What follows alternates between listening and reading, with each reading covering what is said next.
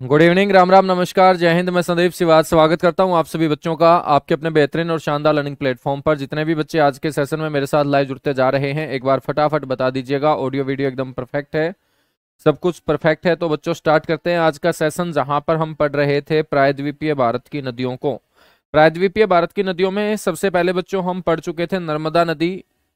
अरब सागर में गिरने वाली नदियां पढ़ेंगे प्रायद्वीपीय भारत में, और बंगाल की खाड़ी में गिरने वाली नदियां। तो बच्चों हमने शुरुआत की थी अरब सागर में गिरने वाली नदियों से।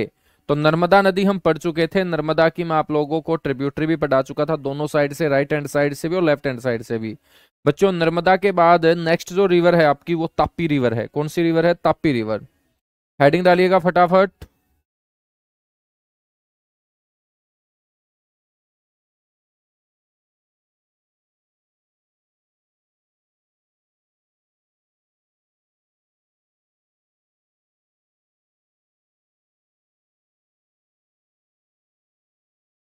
बच्चों आपको याद रखना है, ताप्ती नदी भी जो निकलती है वो मध्य प्रदेश से ही निकलती है, और मध्य प्रदेश का एक जिला है बैतूल जिला।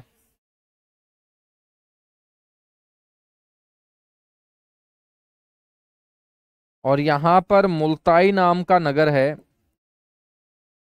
और मुल्ताई नगर के अंदर बच्चों जो पहाड़ियां हैं, इन्हीं पहाड़ियों से निकल के आती है ताप्ती नदी। तो ये जो रिवर होगी, ये हमारी कौन सी रिवर होगी? ताप्ती रिवर होगी। इसको आप ताप्ती भी बोल देते हो। बच्चों गुजरात का एक शहर है ताप्ती, जिसके नाम पर इस नदी का नाम पड़ा है ताप्ती। ठीक है, क्योंकि उस ताप्ती शहर से ये गुजरती है। बच्चों हम बात करें तो यहां से निकलने के बाद ये अपना पानी गिराती है यहां पर। और बच्चों ये मैंने आप लोगों को बताया था कौन सी खाड़ी है, खंबात खाड़ी है। और बच्चों खंबात खाड़ी किसका पार्ट है? अरब सागर का पार्ट है। अरब सागर का पार्ट है, ठीक है। तो छोटी सी ये नदी है ताप्ती रिवर, इसको बोलेंगे। फटाफट इसकी बातें हम पढ़ लेते हैं।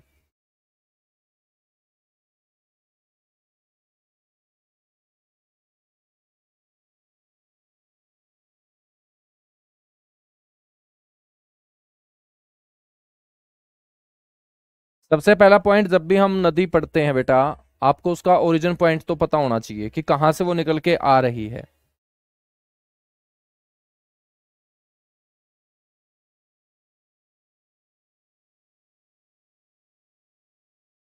तो मैंने आपको बताया कि यदि आपसे स्टेट पूछे तो स्टेट कौन सा होगा? मध्य प्रदेश। अब मध्य प्रदेश बहुत बड़ा स्टेट है बच्चों, तो इसमें बहुत सारे जिले होंगे। तो मध्य प्रदेश का एक जिला है बैतूल। अब जिले के अंदर बहुत सारे नगर होते हैं, शहर होते हैं, तो एक शहर है मुल्ताई।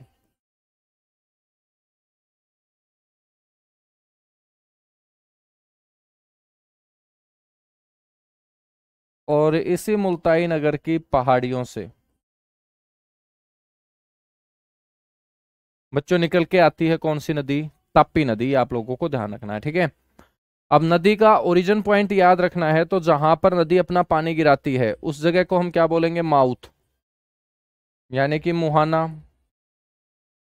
तो इसका माउथ या मुहाना याद रखेंगे, खंबात की खाड़ी। और ऑप्शन में यदि खंबात की खाड़ी ना दे रखा हो बेटा, तो फिर दे रखा होगा सागर, क्योंकि खंबात की खाड़ी कौन से सागर का पार्ट है? अरेबियन सी का। अब मैंने आपको पिछली क्लास में यह भी बताया होगा कि इस खंबात की खाड़ी में जितनी भी नदियां गिरेंगी बच्चों, वो डेल्टे का निर्माण नहीं करेंगी, बल्कि एस्चुरी का निर्माण करेंगी। एस्चुरी को हम हिंदी में बोलते हैं जवारंद मुख।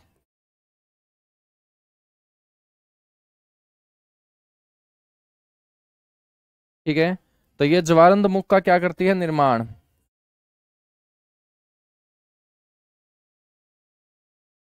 और जो एस्चुरी का निर्माण करेगी वो डेल्टा नहीं बनाएगी। तो बेटा ये ऐसी नदी है जो डेल्टा नहीं बनाती है।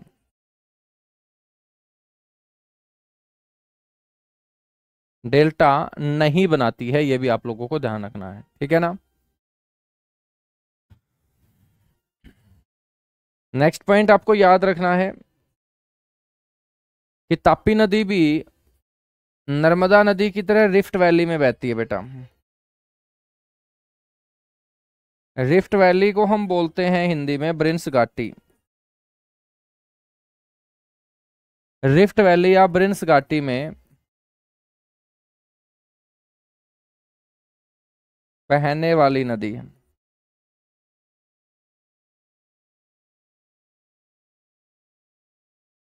बच्चों ये जो नदी बहती है ये सतपुड़ा श्रेणी और अजंता पहाड़ियां जो हैं, अजंता पहाड़ियां कहाँ है? महाराष्ट्र में। तो सतपुड़ा श्रेणी, जो सतपुड़ा रेंज हमने पढ़ी, और अजंता की जो पहाड़ियां हैं बच्चों महाराष्ट्र में, इनके मध्य बहने वाली नदी है आपकी तापी।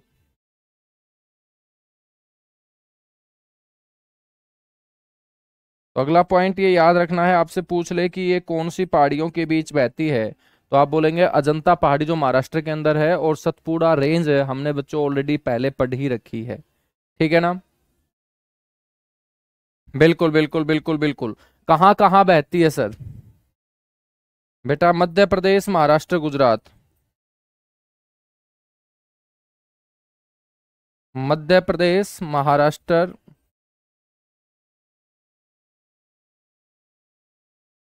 गुजरात।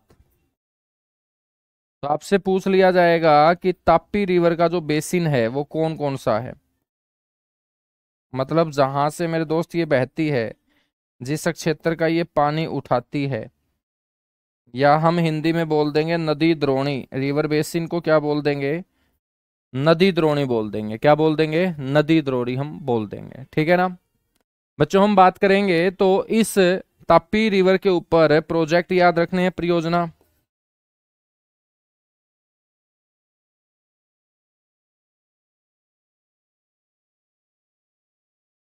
या हम डैम भी बोल सकते हैं, बांध। बच्चों एक है उकाई। कौन सी है? उकाई परियोजना। ठीक है। और एक परियोजना का नाम है काकरापारा। काकरापारा आपसे पूछा जाएगा, उकाई परियोजना, उकाई बांध, काकरापारा योजना, काकरापारा बांध बच्चों कौन सी नदी के ऊपर है बेटा? तुम बोलोगे ताप्ती नदी के ऊपर है। कौन सी नदी के ऊपर है? ताप्ती नदी के ऊपर है। ज्यादा लंबी नदी नहीं है ये, 724 किलोमीटर बेटा इसकी लेंथ है। आपसे पूछ ले कि इसकी टोटल लेंथ कितनी है, तो ज्यादा लंबी नदी नहीं है, 724 किलोमीटर है इसकी लेंथ है। आपसे कोई पूछ ले कि भाई इसकी जो ट्रिब्यूटरी है, सहायक नदियां हैं, वो कौन कौन सी हैं? ये जो ताप्ती नदी है बेटा, इसकी जो सहायक नदियां होंगी,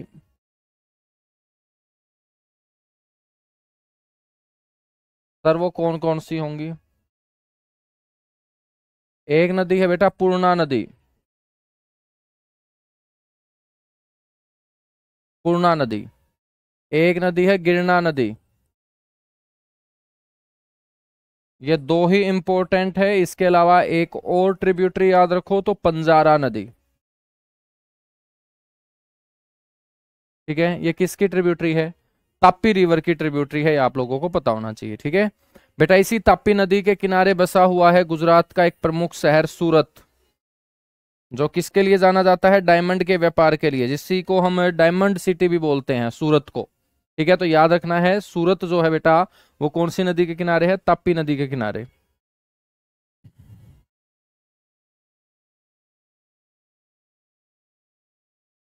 और सूरत जो है ताप्ती नदी के किनारे, गुजरात स्टेट का शहर है। ठीक है, यहां तक सारी की सारी बातें क्लियर हुई? एक बार कमेंट करके बताएंगे, उसके बाद बेटा हम अगली नदी को पढ़ेंगे।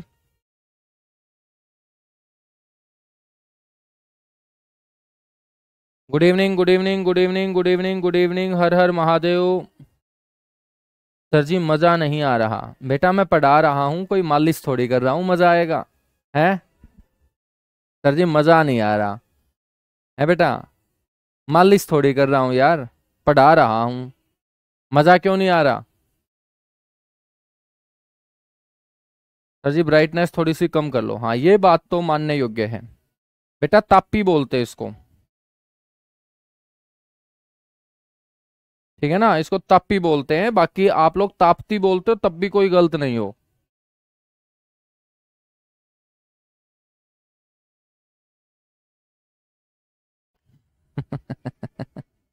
हाँ, ये थोड़ी सी जो मेरा चेहरा ज्यादा चमक रहा है तुम्हें अच्छा नहीं लग रहा होगा ना। हाँ, चमकता हुआ चेहरा तुम्हें अच्छा नहीं लगता, इसलिए कम कर लेता हूँ। अब ठीक है।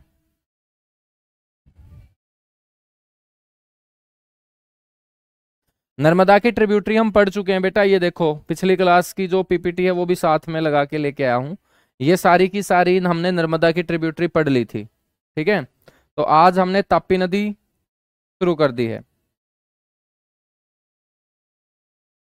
सर जी आप गोरे ज्यादा लग रहे हो बेटा, तो गोरा लगना तो अच्छी बात है ना, चलेगा। अगली रिवर हम पढ़ते हैं, अगली रिवर का नाम है बेटा साबरमती। हेडिंग डालो फटाफट। आज सारी की सारी नदियां निपटानी है अपने को, तेजी से काम करना है।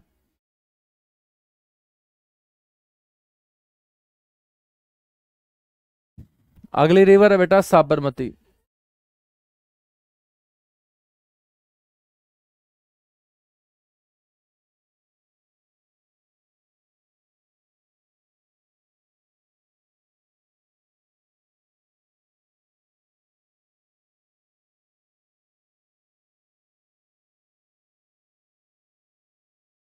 सबसे पहले आपको पता होना चाहिए कि साबरमती नदी निकलती कहाँ से है। तो बच्चों ये निकल के आती है राजस्थान से। सर जी राजस्थान में कहाँ से निकल के आती है? ये निकल के आती है उदयपुर से। तो ये आपका उदयपुर का इलाका है और यहाँ है पहाड़ी, जरगा पहाड़ी। हमने अरावली पर्वत में पढ़ा था कि जरगा पहाड़ी जो है बेटा वो अरावली का पार्ट है, और ये झीलों के शहर उदयपुर की पहाड़ियां हैं जो राजस्थान में है। और यहीं से एक नदी निकल के आएगी, इसी नदी को हम बोलेंगे साबरमती नदी। राजस्थान से निकलकर बच्चों गुजरात बहते हुए ये अपना पानी खंबात की खाड़ी में ही गिराएगी। तो ये यहाँ से निकलती है, यहाँ से निकलने के बाद ये अपना पानी यहाँ गिरा देती है। ठीक है, और बच्चों यहाँ पर है खाड़ी आपकी खंबात, और खंबात की खाड़ी में गिरने वाली सारी की सारी नदियां आपको पता ही है डेल्टा तो बनाएगी नहीं, वो एस्चुरी ज्वारंद मुख का निर्माण करेगी। ठीक है, तो ये आपकी एक छोटी सी नदी है साबरमती नदी, इसके बारे में हम बात कर लेते हैं। ठीक है, बिल्कुल कई बार ये जरगा पहाड़ी ना देकर यहाँ पर बच्चों आपको एक झील का नाम भी दे देगा। ठीक है, और इस झील को हम जयसमंद झील बोल देंगे, जयसमंद लेक भी आप बोल सकते हो। कौन सी लेक बोल सकते हो बेटा? जयसमंद लेक आप बोल सकते हो। ठीक है, तो सबसे पहले साबरमती नदी में ओरिजिन पॉइंट याद रखो।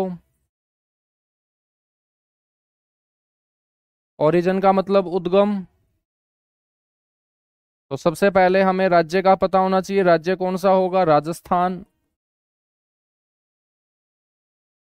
शहर कौन सा होगा? उदयपुर। पहाड़ी कौन सी होगी बेटा? जरगा पहाड़ी। या जरगा पहाड़ी ऑप्शन में ना हो तो आप बोल देंगे जयसमंद झील।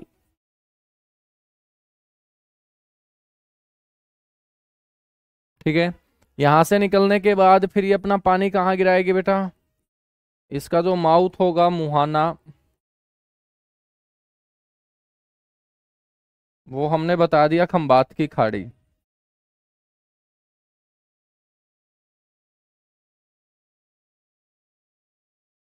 खंबात खाड़ी, अरब सागर। फिर हमने बात की कि ये एस्चुरी का निर्माण करती है, जिसको हिंदी में बोलते हैं ज्वारंद मुख।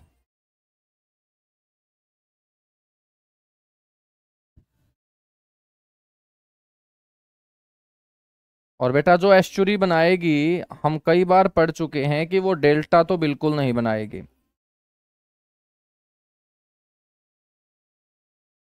ये डेल्टा नहीं बनाती है।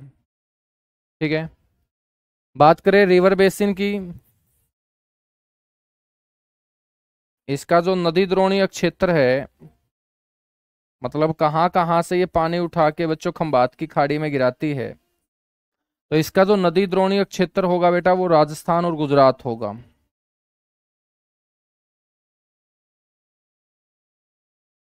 और इसी नदी के किनारे महात्मा गांधी ने अपना आश्रम भी स्थापित किया था।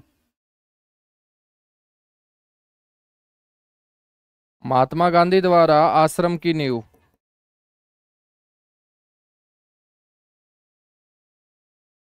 महात्मा गांधी के द्वारा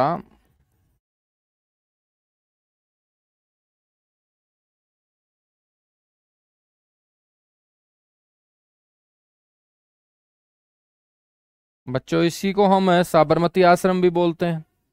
साबरमती आश्रम भी हम उसको बोलते हैं, ठीक है ना, याद रखेंगे। बिल्कुल। मेरे दोस्त, हम बात करेंगे पश्चिम की ओर ये बहती है, और पश्चिम की ओर बहने वाली नदियों में एक हमने नर्मदा पढ़ी, एक हमने ताप्ती पढ़ी, और बच्चों तीसरी सबसे बड़ी नदी है साबरमती नदी, ठीक है। तो पश्चिम की ओर बहने वाली तीसरी सबसे बड़ी नदी आपसे पूछ ले,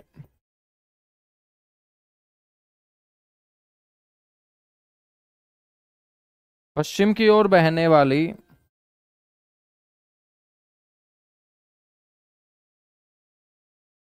बेटा थर्ड लार्जेस्ट रिवर है ये, तीसरी सबसे बड़ी नदी है। नर्मदा ताप्ती के बाद साबरमती का ही नाम आता है। हम बात करें बच्चों कि इस नदी के किनारे कौन कौन से शहर बसे हुए हैं, तो बच्चों एक तो अहमदाबाद आप लोगों को याद रखना है, ठीक है। साबरमती नदी के किनारे एक तो अहमदाबाद बसा हुआ है, गुजरात का बहुत बड़ा औद्योगिक शहर जो कपड़े के लिए जाना जाता है। और साथ की साथ बेटा गुजरात की जो कैपिटल है, गुजरात की कैपिटल कौन सी होगी? गांधीनगर होगी, ठीक है। तो अहमदाबाद और गांधीनगर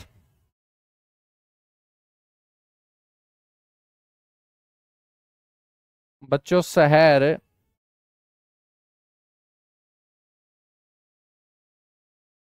बसे हुए हैं, ठीक है। इस साबरमती नदी के ऊपर यदि हम परियोजना का जिक्र करें, प्रोजेक्ट का, कौन सा प्रोजेक्ट है बच्चों? जब भी रिवर हम पढ़ते हैं तो रिवर के ऊपर रिवर प्रोजेक्ट भी स्थापित किए जाते हैं, जिसको परियोजना बोलते हैं। और इनको स्थापित करने के पीछे अलग अलग उद्देश्य हो सकता है। ज्यादातर हम बिजली उत्पादित करने के लिए ही प्रोजेक्ट स्थापित करते हैं, ठीक है। परियोजना बोल सकते हैं, डैम बोल सकते हैं।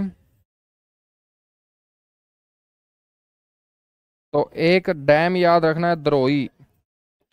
बेटा द्रोही जो बांध है ना, ये साबरमती नदी के ऊपर ही बनाया गया है, ठीक है ना। हाँ, इंग्लिश में भी द्रोही ही बोलेंगे, DH।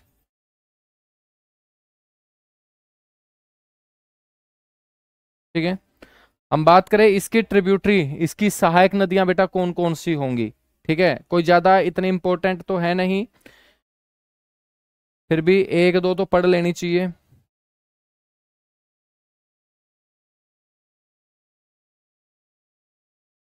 इसकी जो बेटा ट्रिब्यूटरी रिवर है,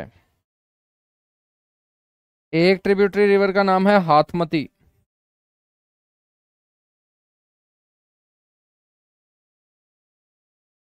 कौन सी नदी याद रखोगे बेटा? हाथमती नदी आप लोगों को याद रखनी है, ठीक है ना।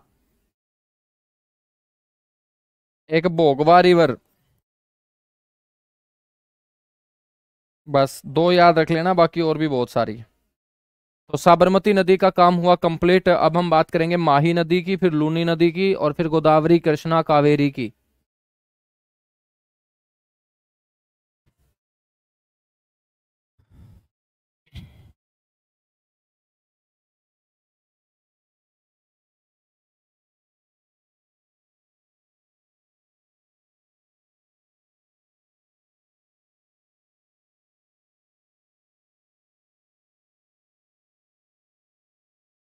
बेटा ये जो मैंने आपको इसका उद्गम पॉइंट बताया है जरगा पहाड़ी, ये अरावली का ही पार्ट है।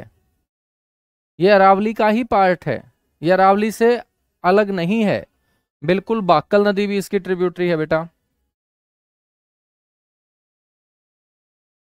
ये जो हमने लिखा है ना, जरगा पहाड़ी, जैसमंद झील, ये पूरा का पूरा आपका अरावली क्षेत्र ही है।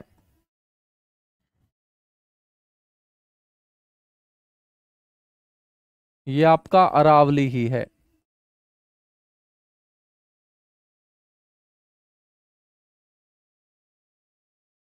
ठीक है। चलेगा, हेडिंग डालेगा बेटा लूनी नदी।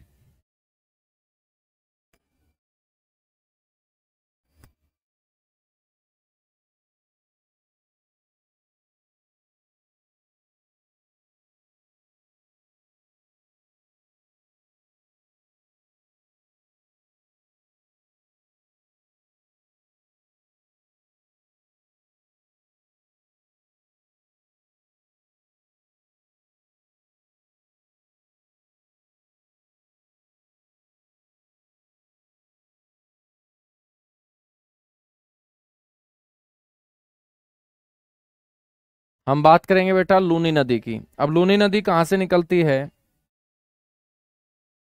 लूनी नदी का जो ओरिजिन पॉइंट होगा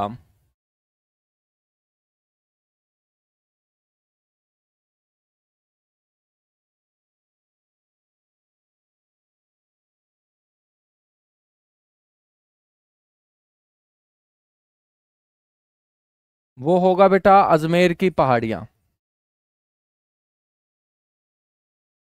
यदि अजमेर पहाड़ियां आपको ऑप्शन में ना मिले तो फिर आपको देखना है नाग पर्वत।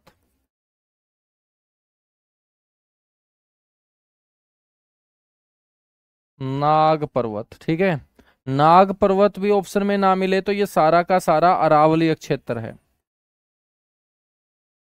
और बेटा हम बात करें तो स्टेट कौन सा हो जाएगा?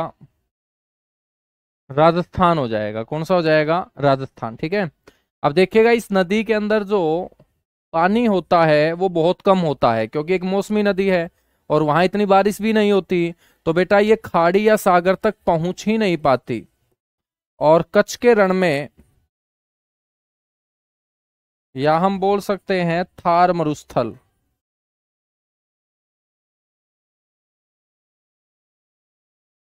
कच्छ के रण या थार मरुस्थल में ये क्या हो जाती है? विलुप्त हो जाती है।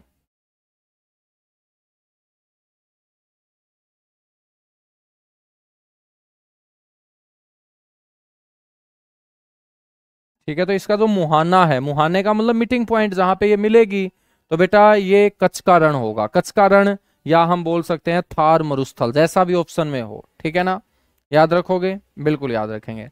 यदि हम बात करें परियोजना कौन सी है इसके ऊपर, बड़ी इंपॉर्टेंट परियोजना या प्रोजेक्ट, तो छोटी मोटी तो बहुत सारी है लेकिन मेन जो प्रोजेक्ट है वो है जवाई। तो जवाई परियोजना राजस्थान के अंदर मेरे दोस्त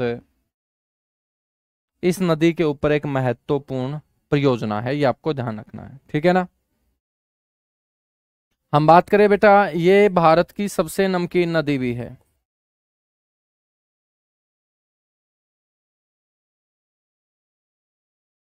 ये भारत की सबसे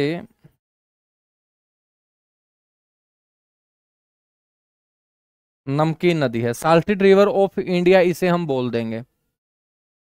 भारत की सबसे नमकीन नदी है, ठीक है।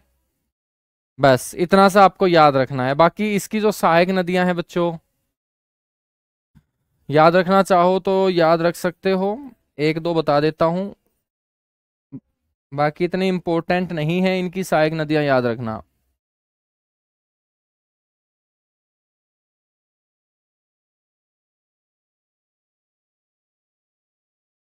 जवाई नाम की नदी है, सागा नाम की नदी है,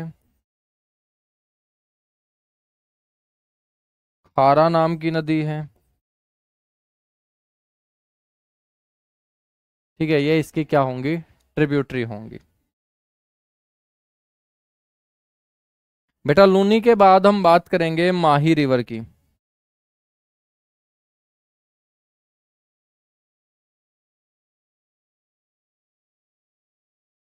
माही नदी की,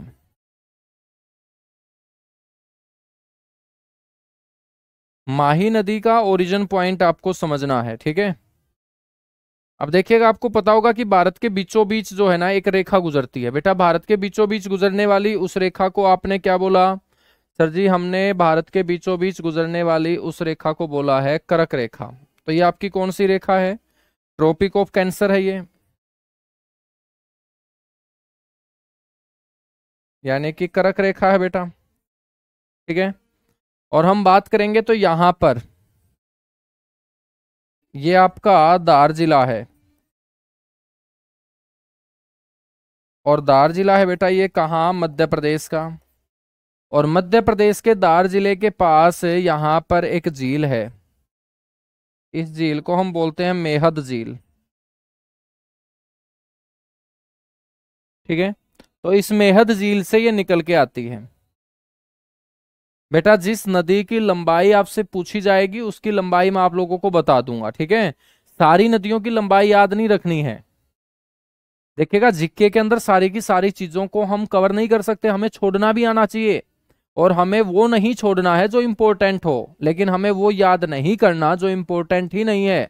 और यही पूरी की पूरी एनर्जी यदि आप ऐसी नदियों की लंबाई को याद करने में लगा दोगे जो पेपर में कभी पूछी ही नहीं जाएंगी, तो फिर उसका फायदा क्या होगा। अब आपके दिमाग में नॉलेज तो बढ़ जाएगी, लेकिन बेटा अपने को नॉलेज सरकारी नौकरी के लिए लेनी है, हमें पूरे के पूरे ब्रह्मांड का ज्ञान नहीं लेना।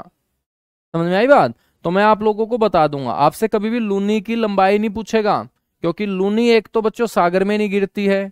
जब तक सागर में नहीं गिरेगी तो लंबाई को कैसे कैलकुलेट हम कर पाएंगे।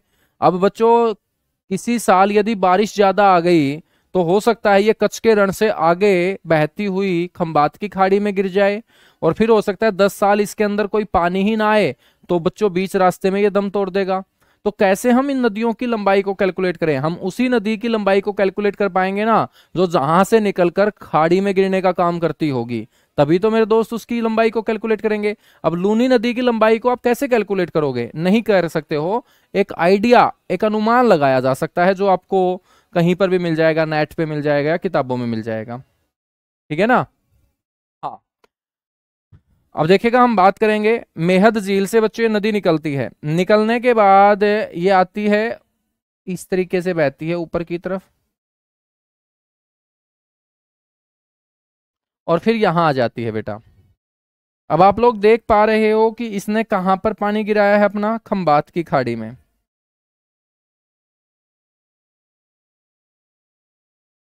खंबात की खाड़ी में पानी गिराया।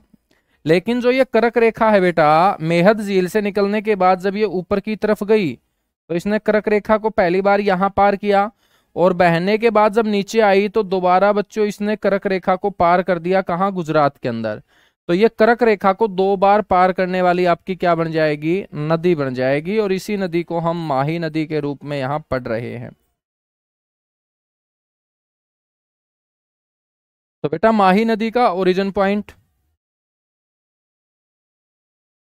माही नदी का आपको ओरिजिन पॉइंट याद रखना है, उद्गम बिंदु। उद्गम बिंदु में सबसे पहले स्टेट याद रखेंगे मध्य प्रदेश।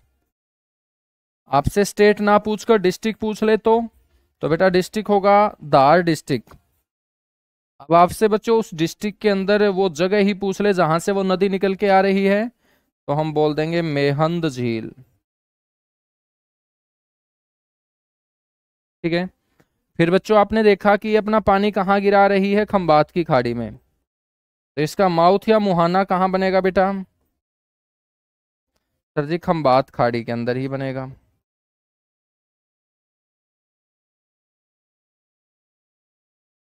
खंबात खाड़ी, अरब सागर, गुजरात राज्य, क्योंकि गुजरात राज्य में ही खाड़ी हमने पढ़ी है।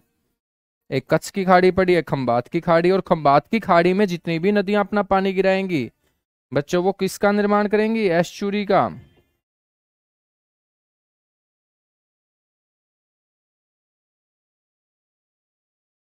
एस्चुरी का निर्माण करेगी, और डेल्टा बेटा नहीं बनाएगी, डेल्टा नहीं बनाती। ठीक है, यहां तक चीजें क्लियर हुई, बताइएगा। सबसे बड़ा इंपॉर्टेंट पॉइंट जो है, सबसे बड़ा इंपॉर्टेंट पॉइंट मैंने आपको बता दिया कि बेटा ये माही नदी कर्क रेखा को 2 बार पार करती है।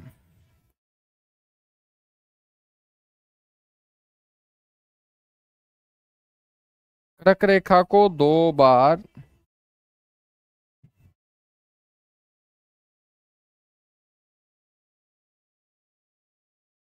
पार करने वाली ये क्या होगी, आपकी नदी होगी। कर्क रेखा को ये 2 बार पार करती है बेटा। अब इस माही नदी की सहायक नदी आपसे कोई पूछ ले,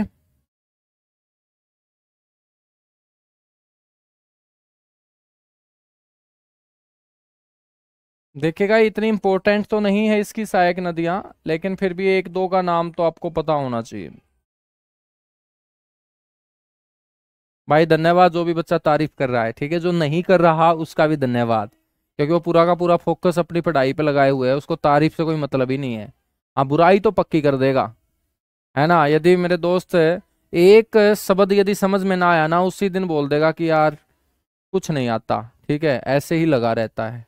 तो बेटा बुराई तो बहुत आसान है, और आप लोग प्रशंसा करते हो, वो भी आपका बहुत बहुत धन्यवाद। और जो बच्चा कुछ नहीं करता वो सिर्फ पढ़ लीजिएगा भाई, ठीक है ना। ना हमें प्रशंसा से वो ज्यादा लगाव है, ना बुराई से ज्यादा परहेज है, ठीक है। तो बिल्कुल न्यूट्रल इंसान है, आराम से पढ़ाने में विश्वास रखते हैं। एक एक चीज मेरे दोस्त जो एग्जाम के पॉइंट ऑफ व्यू से इंपॉर्टेंट होगी वो आप लोगों तक पहुंचाने का हम ईमानदारी से काम करते रहेंगे, ठीक है। बिल्कुल। एक छोटी सी सहायक नदी है इराओ, और एक याद रख लेना जाखम। बेटा इराओ और जाखम नदी कीजिएगा फटाफट, दोनों की दोनों नदियों को नोट, और उसके बाद आगे बढ़ेंगे। थम्स अप कीजिएगा अभी तक जितनी भी बातें मैंने बताई है समझ में आ गई हैं तो।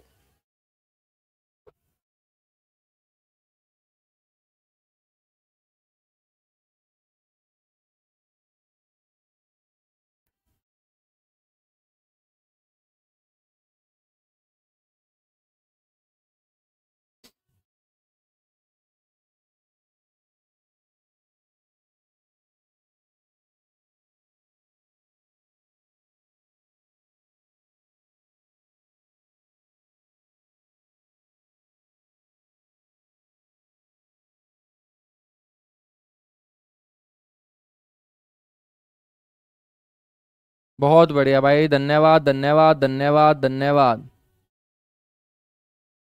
सर जी आप डांट देते हो, बिल्कुल नहीं डांटता मेरे भाई। आप लोगों को ऐसा क्यों लगता है कि मैं आपको डांटता हूँ? चलो इसी के ऊपर मैं आपको एक छोटी सी कहानी सुना देता हूँ, है ना। सुना दूं, तुम लोग बोलो तो। कहीं तुम बोलो कि यार समय खराब कर रहे हैं सर हमारा।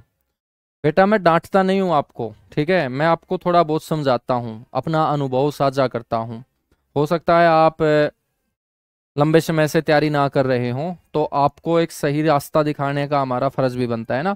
जिस तरीके से बेटा घोड़े के ऊपर बैठकर उस घोड़े को चाबुक मारा जाता है रेस को जिताने के लिए, तो घोड़ा मन ही मन ये तो सोचता है कि मेरे चाबुक मार रहा है, मेरे को डांट रहा है। लेकिन बच्चों जिस दिन वो घोड़ा रेस जीत जाएगा ना, उस दिन सबसे ज्यादा दाम उस घोड़े के ही मिलते हैं, ठीक है।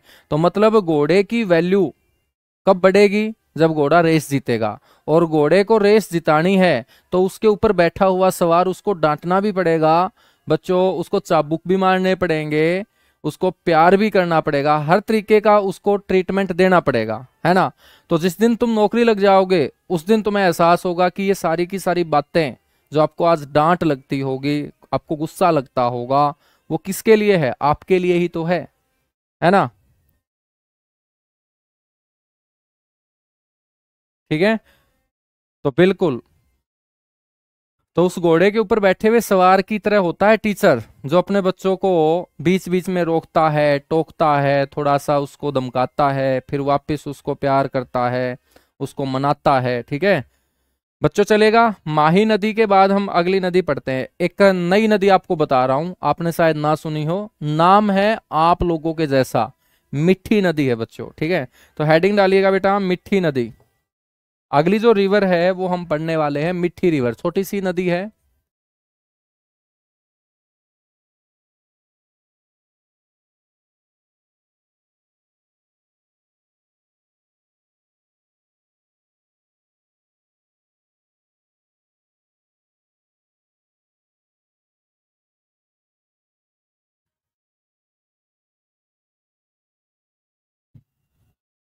बच्चों आपसे कोई पूछ ले माही नदी के ऊपर बेटा परियोजना है, लेकिन वो आपके कोई काम की है नहीं, नहीं पूछेगा, ठीक है। जैसे सोम नाम की परियोजना है। मिठी नदी जो है बेटा, इसका ओरिजिन पॉइंट याद रख लेना, और इसका माउथ याद रख लेना बस। छोटी सी नदी है ये, मुंबई के नजदीक एक झील है, और उसी झील से बेटा ये निकलती है जिसका नाम है विहार झील। इसका जो उद्गम होगा वो विहार लेक से होगा।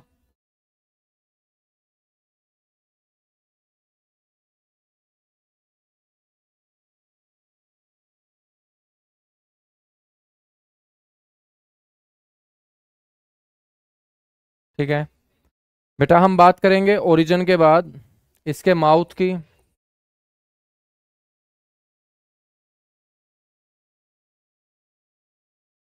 तो इसका जो माउथ है वो अरेबियन सी।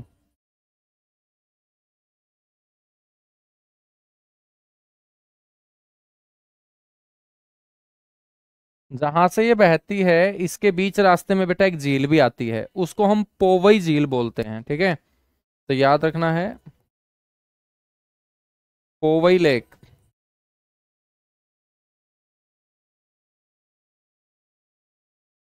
बेटा ये पोवई नाम की झील से क्या है, प्रवाहित होती है।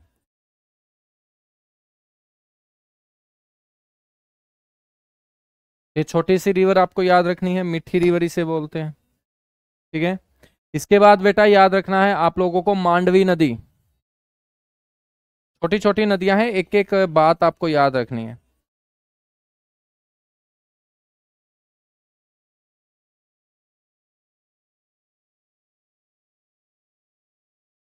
और अभी तक हम उन नदियों को पढ़ रहे हैं जो अरब सागर में गिर रही हैं। आपसे कोई पूछ ले कि मांडवी नाम की जो नदी है बेटा ये कहाँ से निकलती है, तो मांडवी नाम की नदी का उद्गम होता है वेस्टर्न घाट, पश्चिमी घाट की पहाड़ी से, ठीक है ना।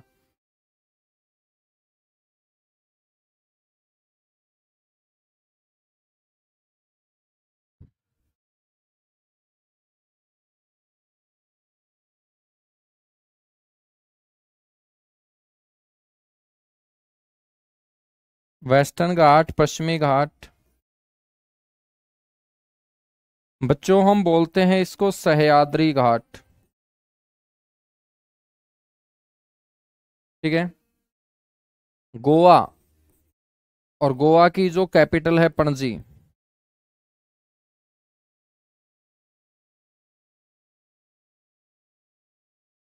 बच्चों वो कौन सी नदी के किनारे हैं?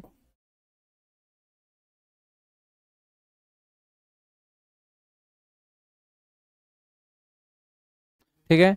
आपको यहां पर ध्यान रखना है कि जो मांडवी नाम की नदी है बच्चों, इसको हम लाइफ लाइन ऑफ गोवा बोलते हैं, गोवा की जीवन रेखा बोल देते हैं इसको।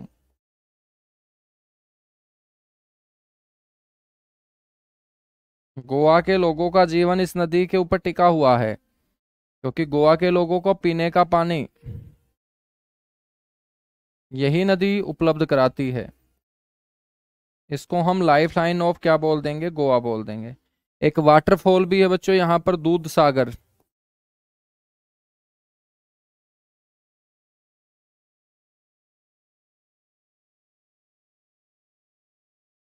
दूध सागर नाम का जो बच्चों वाटरफॉल है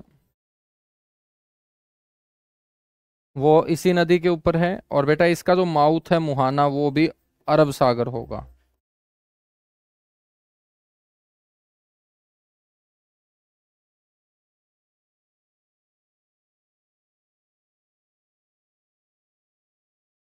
कौन सा सागर हो जाएगा?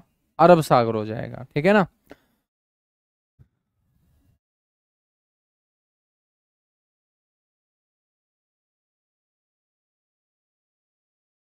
याद रखेंगे। बहुत बढ़िया। बच्चों एक छोटी सी नदी है जुआरी नदी, गोवा में ही बहती है।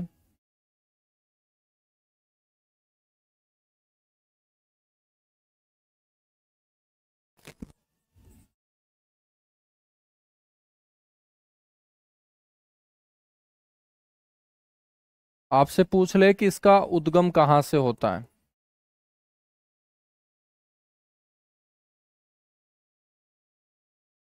तो बच्चों इसका उद्गम भी पश्चिमी घाट से ही होता है,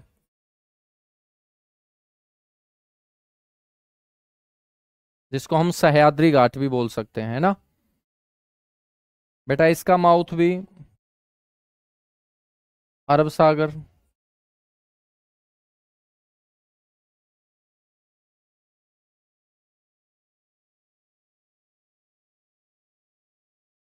अरब सागर।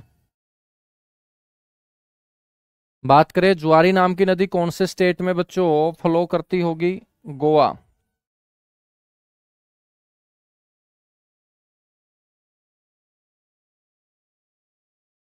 तो गोवा के अंदर दो नदियां याद रखनी है, एक जुआरी नदी और एक मांडवी नदी, ठीक है ना। मांडवी नदी, ये आपको ध्यान रखना है। बच्चों इसको हम जुआरी नदी क्यों बोलते हैं? क्योंकि एक तरीके से बच्चों ये ज्वारीय नदी का एग्जाम्पल है। ज्वारीय नदी है, टाइडल रिवर है ये। ज्वार भाटा हम पढ़ेंगे, टाइड एंड इब, ज्वार और बाटा, तो ये बच्चों टाइडल रिवर है, इसीलिए इसको ज्वारीय से क्या बोलते हैं, जुआरी बोलते हैं। क्या बोलते हैं, जुआरी बोलते हैं। ठीक है ना बच्चों। उसके बाद गोवा के ठीक नीचे कौन सा स्टेट है, गोवा के ठीक नीचे है कर्नाटक। कर्नाटक के अंदर बच्चों एक नदी है श्रावती। इसको ऐसे भी लिख देते हैं, इसको ऐसे भी लिख देते हैं। कर्नाटक के अंदर बेटा, गोवा के ठीक नीचे कर्नाटक है, तो कर्नाटक के अंदर एक रिवर हम पढ़ेंगे श्रावती रिवर। और आपसे कोई पूछ ले कि श्रावती रिवर का जो ओरिजिन पॉइंट होगा, कहाँ से निकल के आती है ये श्रावती नाम की नदी, तो आपको बोलना है शिमोगा डिस्ट्रिक्ट से। और बेटा ये शिमोगा जो है ना, ये कर्नाटक का ही हिस्सा है। अब शिमोगा की पहाड़ियों से निकलकर ये अपना मुहाना अरब सागर में बनाती है।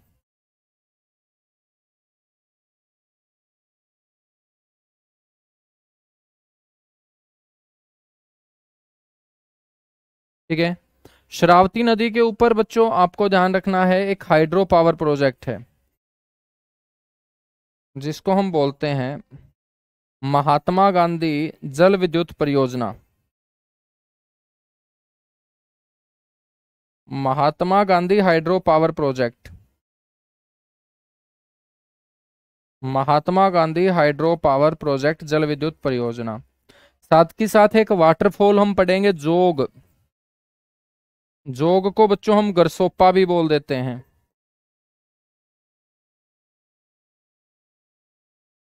वाटरफॉल का मतलब है जब वाटर को हम बच्चों गिराएंगे ऊंचाई से, तो जल को ऊंचाई से गिराने पर किसका निर्माण होता है, झरने का, जिसको हम जलप्रपात भी बोलते हैं।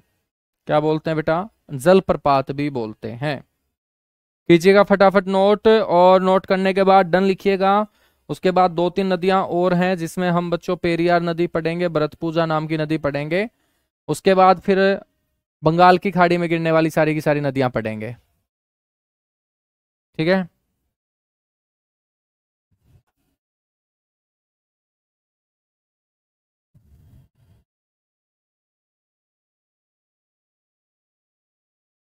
सर जी ये जुआ खेलती थी इसलिए इसका नाम, हाँ ऐसे भी याद रख सकते हो, क्योंकि गोवा के अंदर जो लोग हैं वो मजे करने के लिए जाते हैं।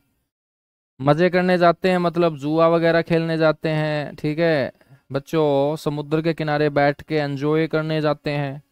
तो गोवा जो है ना, इन चीज़ों के लिए फेमस है, कैसीनो के लिए, जुआ के लिए, सट्टेबाजी के लिए। तो यहाँ याद रख सकते हो कि गोवा में जुआ है तो नदी भी जुआरी है। भाई कल क्लास नहीं हुई थी प्रदीप कश्यप, जब क्लास ही नहीं हुई तो कैसे अपलोड होगी बेटा, कल क्लास नहीं हुई थी।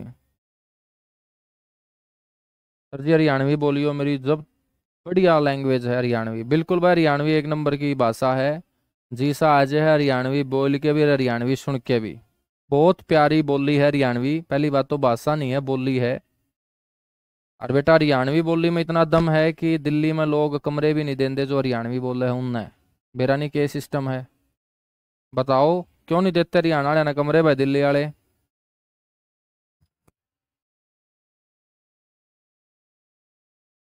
सर जी सुबह 8 बजे क्लास कर दो, तुम्हारी 8 बजे बेटा मेरे हिसाब से कोई प्रैक्टिस क्लास होती है क्या, है? सुबह 8 बजे कोई प्रैक्टिस क्लास होती है क्या तुम लोगों की?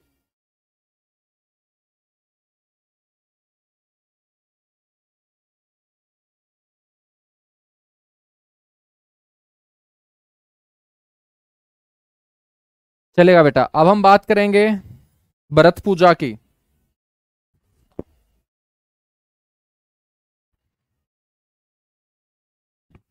अगली रिवर पढ़ेंगे भरत पूजा।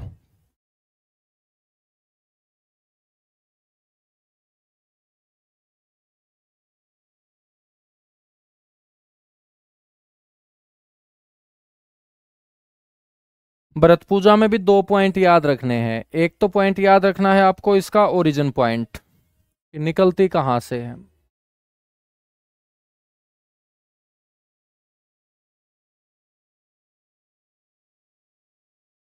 तो मेरे लाडले बच्चों याद रखेंगे, अन्नामलाई नाम की मैंने आपको पहाड़ियां पढ़ाई होगी वेस्टर्न घाट के अंदर, और इन्हीं पहाड़ियों की जो चोटी थी वो अन्नामुदी दक्षिण भारत की सबसे ऊंची चोटी थी, जो केरल राज्य में लोकेटेड थी।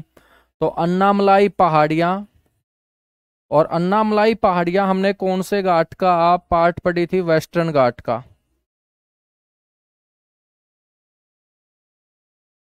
ठीक है। और बेटा इसी वेस्टर्न घाट को हम सह्याद्री घाट भी बोलेंगे, क्योंकि संस्कृत का शब्द है सह्याद्री। ठीक है। भरतपूजा नाम की नदी यहां से निकलकर बेटा अपना मुहाना कहाँ बनाएगी।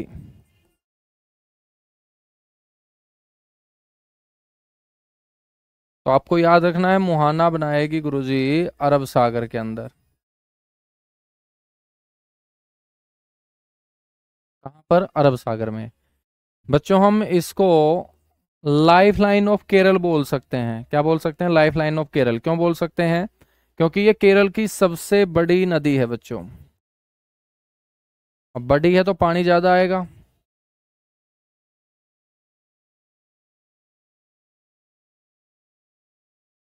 केरल की सबसे लंबी नदी, बड़ी नदी कौन सी है, भरतपुजा। यानी कि इसको हम लार्जेस्ट रिवर ऑफ केरला बोल देंगे।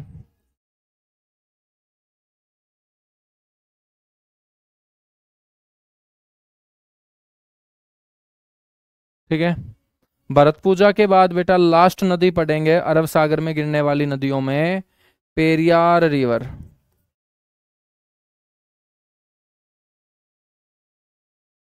बड़े इंपॉर्टेंट है। और पेरियार रिवर को भी हम लाइफ लाइन ऑफ केरला बोलेंगे।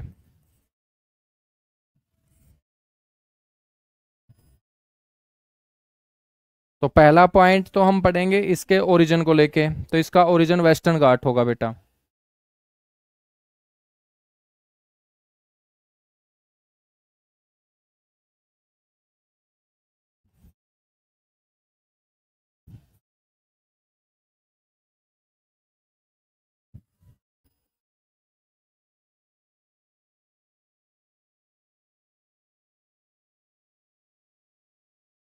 पश्चिमी घाट।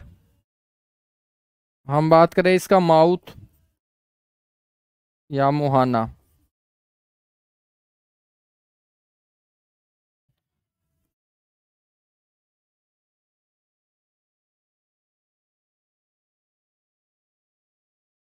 अरब सागर, या बिल्कुल अरब सागर के साथ लगती एक झील है, वेमनाद झील। तो अरब सागर ऑप्शन में ना हो, यदि आपसे पूछ ले पेरियार नदी कौन सी झील में पानी गिराती है, तो आप बोलेंगे बेटा वेम्बनाद झील के अंदर पानी गिराती है। ठीक है।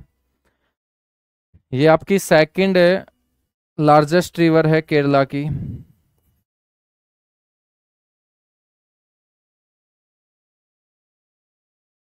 Second largest river of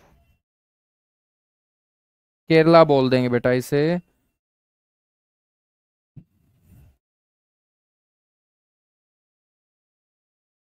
Kerala की ये दूसरी सबसे बड़ी नदी है।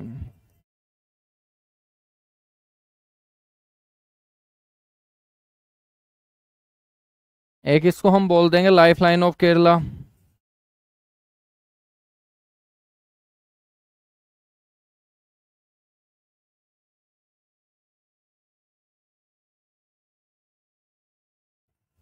इसको केरल की जीवन रेखा भी बोल देंगे।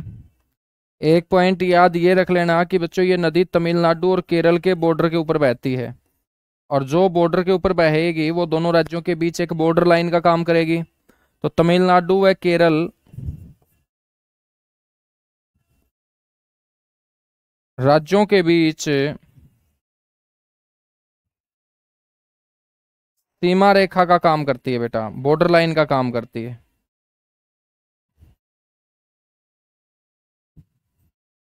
क्योंकि ये केरल और तमिलनाडु के बॉर्डर पे बहती है। ठीक है। तो इसी के साथ आपकी वो सारी की सारी नदियां कंप्लीट हो चुकी हैं जो अरब सागर के अंदर गिराती हैं पानी। अब हम बात करेंगे बेटा यहां पर उन नदियों की जो बंगाल की खाड़ी में अब आपको गिराती हुई नजर आएंगी पानी। ठीक है।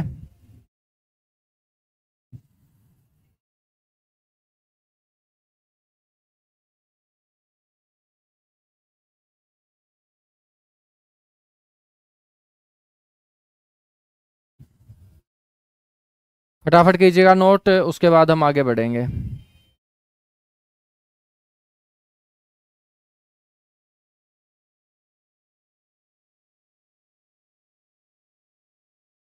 मुहाने का मतलब होता है नीतीश कुमार मीटिंग पॉइंट।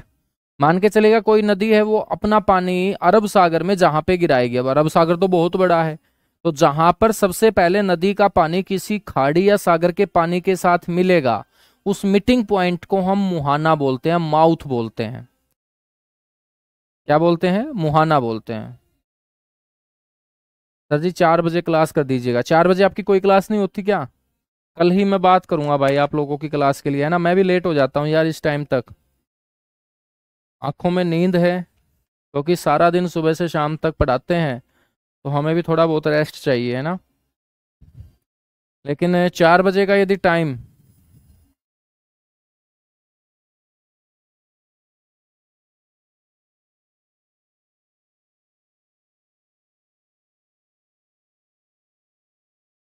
बिल्कुल भाई ऋषभ, लेकिन हर बार पेपर का जो,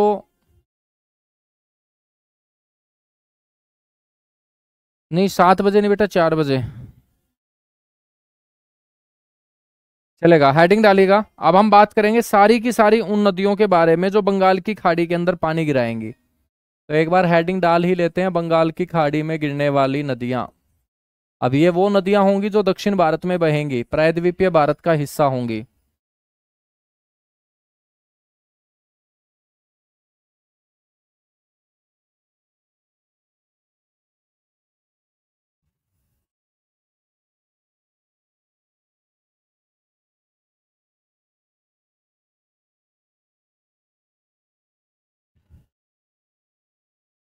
बच्चों बंगाल की खाड़ी के अंदर दक्षिण भारत की वो नदी जो पानी गिराती है और सबसे लंबी नदी कहलाती है, नाम है उसका गोदावरी।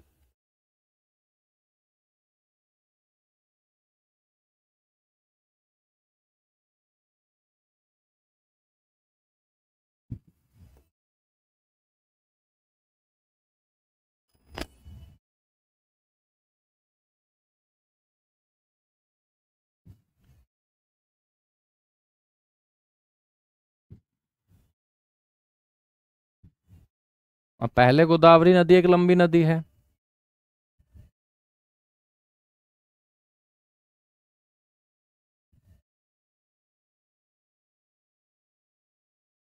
इसको बेटा यहां पर हम समझेंगे, ठीक है ना। बिल्कुल भाई बिल्कुल, बहुत बढ़िया।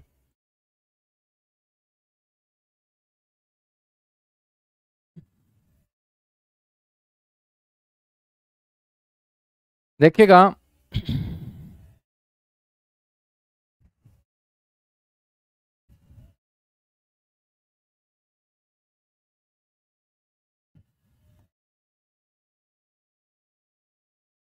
बेटा, ये है महाराष्ट्र, और महाराष्ट्र का ये है एक गांव त्रयबंक,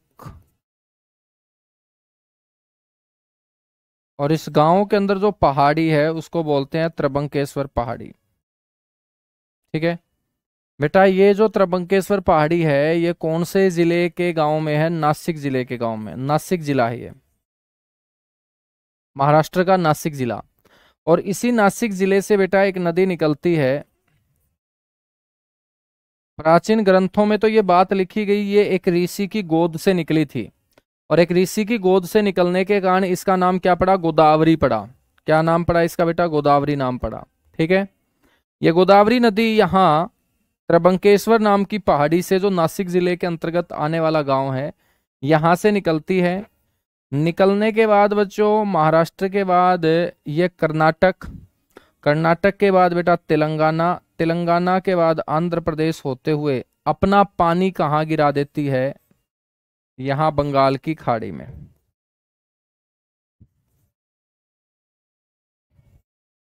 बंगाल खाड़ी के अंदर ये अपना पानी क्या है, गिरा देती है।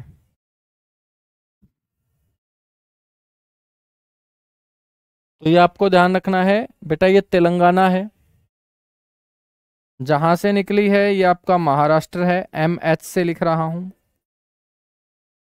इसके बाद कर्नाटका को KT से लिख रहा हूं, तेलंगाना को TN से लिख रहा हूं, और आंध्र प्रदेश को AP से लिख रहा हूं। ये बंगाल की खाड़ी में अपना पानी गिरा देती है। ठीक है, तो गोदावरी नदी के बारे में हम 3-4 पॉइंट फटाफट लिख लेते हैं। एक तो इसका ओरिजिन पॉइंट बड़ा इंपॉर्टेंट होगा। तो बच्चों, उद्गम में सबसे पहले तो आपको याद रखना होता है स्टेट। अब स्टेट है महाराष्ट्र। अब महाराष्ट्र स्टेट बहुत बड़ा है, तो डिस्ट्रिक्ट कौन सा होगा, नासिक।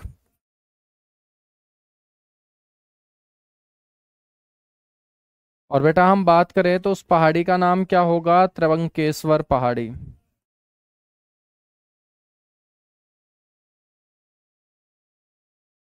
ठीक है, यहां से निकलने के बाद इसका जो माउथ होगा, मुहाना।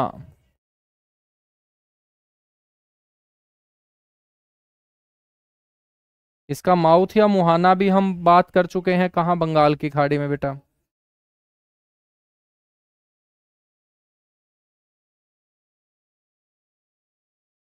इसका जो मुहाना होगा वो कहाँ होगा, बंगाल की खाड़ी के अंदर, बे ऑफ बंगाल के अंदर। शॉर्ट फॉर्म में BOB बोल देते हैं।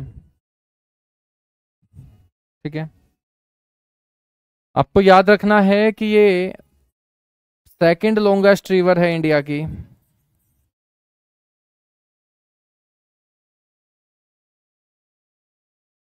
भारत की दूसरी सबसे लंबी नदी है बेटा, गंगा के बाद सबसे लंबी नदी गंगा है।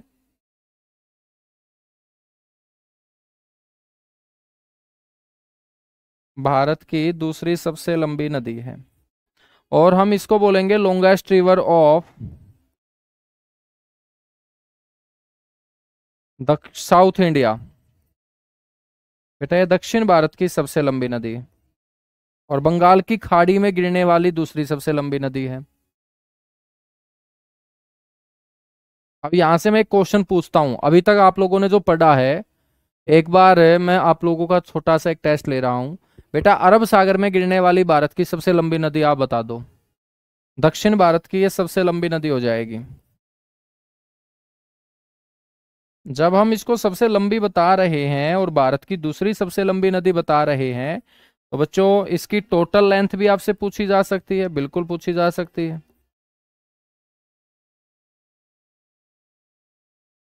तो इसकी कुल लंबाई है 1465 किलोमीटर। मैंने आप लोगों से क्वेश्चन पूछा है अरब सागर में गिरने वाली सबसे लंबी नदी भारत की।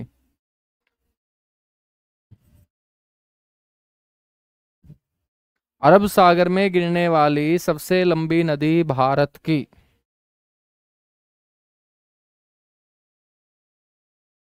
तो बेटा कुल लंबाई 1465 किलोमीटर।